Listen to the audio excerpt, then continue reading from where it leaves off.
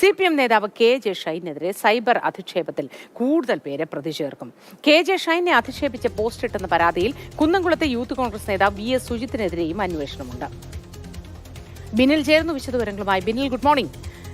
ഈ സൈബർ ആക്രമണവുമായി ബന്ധപ്പെട്ട നിരവധി പേരെ ഇതുപോലെ അന്വേഷണം അവരിലേക്കൊക്കെ നീളുകയും ഇന്നലെ KM ഷാജഹാൻ അടക്കമുള്ളവരുടെ വീട്ടിൽ റെയ്ഡ് അടക്കം നടക്കുകയും ഒക്കെ ചെയ്തിരുന്നു. എന്താണ് വിശദ വിവരങ്ങൾ? ഈ കേസിന്റെ ഗതി എങ്ങനെ?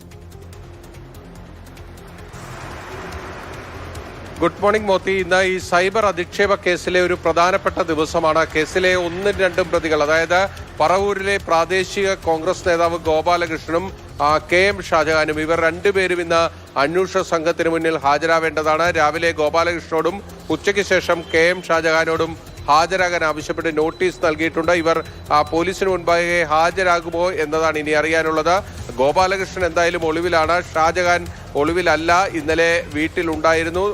കൊച്ചിയിൽ നിന്നുള്ള പോലീസ് സംഘം ആ വീട്ടിൽ പരിശോധന നടത്തുമ്പോൾ KM ഷാജഹാനും ഉണ്ടായിരുന്നു. നേരിട്ടാണ് ഷാജഹാനുള്ള നോട്ടീസ് കൈമാറിയിരിക്കുന്നത്. ഇവർ ചോദ്യം ചെയ്യലിന് ഹാജരായാൽ അറസ്റ്റിലേക്ക് കടക്കുമോ, അതാണ് അറിയാനുള്ളത്. ജാമ്യമില്ലാ കുറ്റമാണ് ഈ കേസിൽ പ്രതികൾക്കെതിരെ ചുമത്തിയിരിക്കുന്നത്. സ്വാഭാവികമായും ചോദ്യം ചെയ്തു കഴിഞ്ഞാൽ അറസ്റ്റിലേക്ക് പോകാനുള്ള സാധ്യതയുണ്ട്. അതുകൊണ്ട് പ്രതികൾ മുൻകൂർ ജാമ്യത്തിനുള്ള നീക്കവും നടത്തുന്നുണ്ട് എന്നതാണ് നമുക്ക് അറിയാൻ കഴിഞ്ഞിരിക്കുന്നത്. ഇനി മറ്റൊരു പ്രതി എന്നത് യാസിർ എടപ്പാളാണ്. കൊണ്ടോട്ടി അബു എന്ന ഫേസ്ബുക്ക് പേജാണ് യാസിർ എടപ്പാളിൻ്റെത്. യാസിർ എടപ്പാൾ UAE-യിലാണ് ഉള്ളത് എന്നതാണ് മനസ്സിലാക്കുന്നത്. അതുകൊണ്ട് ഉടൻ ഹാജരാകാനുള്ള സാധ്യതയില്ല.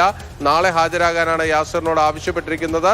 വിദേശത്തുള്ള യാസിറിനെ തിരിച്ചു കൊണ്ടുവരാനുള്ള നീക്കങ്ങൾ പോലീസ് നടത്തുന്നുണ്ട്. അതിനിടയിൽ കേസിൽ കൂടുതൽ പ്രതികൾ വരും എന്നതാണ് ഏറ്റവും പ്രധാനപ്പെട്ട വാർത്ത. സൈബർ ഡോം ഏതാണ്ട് 28 ലിങ്കുകളാണ് പരിശോധിച്ചുകൊണ്ടിരിക്കുന്നത്.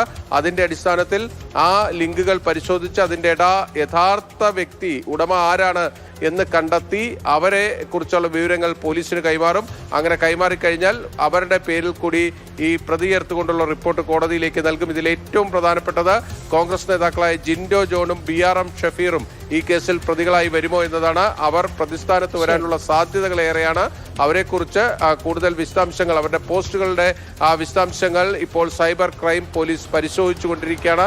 മറ്റൊരു പ്രധാനപ്പെട്ട വാർത്ത എന്നത് കുന്നംകുളത്തെ യൂത്ത് കോൺഗ്രസ് നേതാവ് VS സുജിത്ത്, നമുക്ക് എല്ലാവർക്കും അറിയാവുന്നതാണ്. ഇപ്പോൾ ആ പോലീസ് സ്റ്റേഷനിൽ ആ ക്രൂരമായ മർദ്ദനമേറ്റ പൊതുപ്രവർത്തകൻ സുജിത്ത് ഈ പോസ്റ്റുകൾ ഷെയർ ചെയ്തു എന്നൊരു പരാതി പോലീസിന് മുന്നിലെത്തിയിട്ടുണ്ട്. ആ പരാതിയും പരിശോധിക്കുകയാണ്. ഈ സുജിത്ത് ഏതെങ്കിലും തരത്തിൽ ഈ അധിക്ഷേപകരമായ കാര്യങ്ങൾ സമൂഹ മാധ്യമങ്ങൾ വഴി ഷെയർ ചെയ്തിട്ടുണ്ടോ എന്നതും, പോസ്റ്റുകൾ ഇട്ടിട്ടുണ്ടോ, അത് ഷെയർ ചെയ്തിട്ടുണ്ടോ, പങ്കുവച്ചിട്ടുണ്ടോ തുടങ്ങിയ കാര്യങ്ങൾ എല്ലാ തരത്തിലും പോലീസ് പരിശോധിക്കുകയാണ്. അങ്ങനെ ഒരുപാട് പേരിലേക്ക് അന്വേഷണം നീളുന്നു. പ്രതി ചേർക്കാനുള്ള സാധ്യതയുണ്ട്. വിശദവിവരങ്ങളാണ് ബിനിൽ പങ്കുവച്ചത്.